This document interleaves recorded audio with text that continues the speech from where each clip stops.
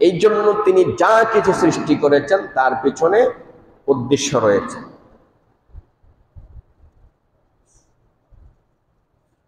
তবে কোন সৃষ্টি কোন উদ্দেশ্যে আল্লাহ তাআলা সৃষ্টি করেছেন এই বিষয়টা স্পষ্টভাবে কুরআনুল কারীমে বলা হয়নি। তবে উদ্দেশ্য একটা আছে, যে কথাটা বলা হয়েছে আল্লাহ তাআলা সব সৃষ্টিকে আমাদের কল্যাণের জন্য, মানুষের কল্যাণের জন্য, মানুষের উপকারের জন্য, মানুষের ভালোর জন্য আল্লাহ তাআলা সৃষ্টি করেছেন। বলেন সুবহানাল্লাহ। কি বলছি? আল্লাহ তাআলা যে যার যত সৃষ্টি আছে, কোন সৃষ্টি কোন উদ্দেশ্যে সৃষ্টি করেছেন এটা বলা হয়নি। তবে উদ্দেশ্যহীন ভাবেও তিনি সৃষ্টি করেননি। তবে যা কিছু সৃষ্টি করেছেন সবগুলো মানুষের কল্যাণের জন্য সৃষ্টি করা হয়েছে। আর মানুষকে একমাত্র সৃষ্টি করা হয়েছে তিনার দাসত্ব করার জন্য। এখন যত সৃষ্টি আছে সবগুলোই মানব জাতির কল্যাণের জন্য সৃষ্টি করা হয়েছে।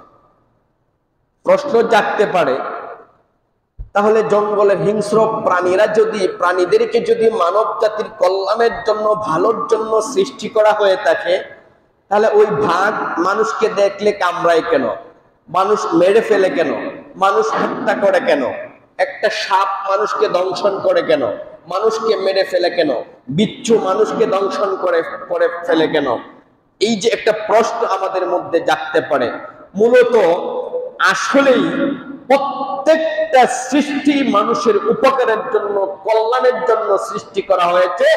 যদি এই মানুষটা আল্লাহর দাসত্ব করতে পারে, যদি দাসত্ব করতে পারে, প্রত্যেকটা সৃষ্টি মানুষের কথা মানতে বাধ্য। বলেন সুবহানাল্লাহ।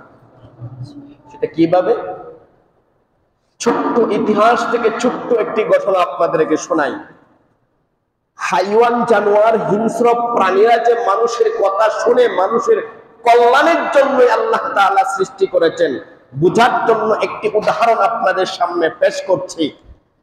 আল্লাহর নবী সাল্লাল্লাহু আলাইহি ওয়াসাল্লাম তিনার একজন হাতে গড়া সাহাবী সাআদ ইবনে আবি ওয়াক্কাস রাদিয়াল্লাহু তাআলা আনহু ইসলামের দাওয়াত দেওয়ার জন্য, দ্বীনের দাওয়াত দেওয়ার জন্য, মানুষের কল্যাণের জন্য সাহাবায়ে কেরামদেরকে সঙ্গে নিয়ে তিনি বের হয়েছেন।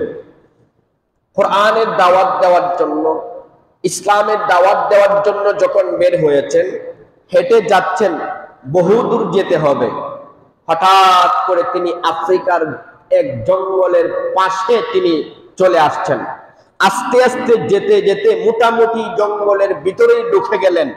এমতো অবস্থায় রাত্র গভীর হয়ে গেছে, এখন সামনের যাওয়ার কোনো জায়গা নেই, পিছনে সরানোর জায়গা নেই, এমন একটা পরিস্থিতির শিকার হয়েছে। এখন সাআদ ইবনে আবি ওয়াক্কাস রাদিয়াল্লাহু তাআলা আনহু সকল সাহাবায়ে কেরামের সাথে পরামর্শে বসে গেছেন। পরামর্শ এটাই সিদ্ধান্ত হয়েছে যে আজকে রাত্র এখানেই আমরা থাকবো, রাত্র যাপনটা এই জঙ্গলের ভিতরেই আমরা করব। সকল সঙ্গী সাথীগণ সাআদ ইবনে আবি ওয়াক্কাস রাদিয়াল্লাহু তাআলা আনহু, যিনি ছিলেন মুজাহিদ বাহিনীর লিডার, যিনি ছিলেন প্রধান, যিনি ছিলেন আমিরকে প্রশ্ন করলেন, ও লিডার, ও আমির সাহেব, ও আমাদের নেতা, আমরা যে আজকে এই জঙ্গলের মধ্যে রাত্র যাপন করব, এই পুরা জঙ্গলের মধ্যে ইতিমধ্যেই দেখা যাচ্ছে চতুর্দিক দিয়ে ভাল্লুক, হিংস্র প্রাণী, সাপ, বিচ্ছু ভরপুর পুরা জঙ্গলের মধ্যে, আমরা এখানে কিভাবে বসবাস করব? এই কথা যখন সাহাবায়ে কেরাম লিডারের কাছে বলছেন, লিডার সাহেব একটা উঁচু জায়গায় দাঁড়ালেন, দাঁড়িয়ে একটা ভাষণ দিলেন, যে ভাষণটি আজও পর্যন্ত ইতিহাসের পাতায় লেখা আছে, স্বর্ণাক্ষরে লেখা থাকবে, কিয়ামতের আগ পর্যন্ত লেখা থাকবে। ওই সমস্ত মানুষদের জন্য যেই সমস্ত মানুষেরা আল্লাহর দাসত্ব করবে, আর ওই মানুষদের জন্য সকল প্রকার হিংস্র প্রাণীগুলো তাদের কথা মানতে বাধ্য হবে। বলেন সুবহানাল্লাহ। সাহাবায়ে কেরাম যখন প্রশ্ন করলেন, সাদ ইবনে আবি ওয়াক্কাস রাদিয়াল্লাহু তাআলা আনহুকে বললেন, আমরা এই জঙ্গলের মধ্যে কিভাবে অবস্থান করব? জঙ্গলের চতুর্পাশে ভাগ ভাল্লুক হিংস্র প্রাণীগুলো ভরপুর, আমাদেরকে খেয়ে ফেলবে। সাহাবায়ে কেরামের লিডার সাদ ইবনে আবি ওয়াক্কাস রাদিয়াল্লাহু তাআলা আনহু উঁচু টিলার মধ্যে দাঁড়ালেন।